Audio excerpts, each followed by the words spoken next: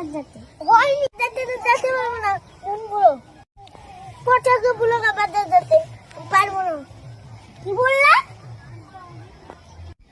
বাজার যেতে পারবে না? তোমার এত বড় সাহস!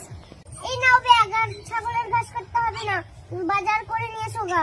পচা ছোট ছেলে ও পারবে নাকি? পারবি না মানে? তোর এত বড় সাহস! গাড়ি বলছে এক্ষুনি বাজার জানাতে, তোর কপালে কষ্ট আছে।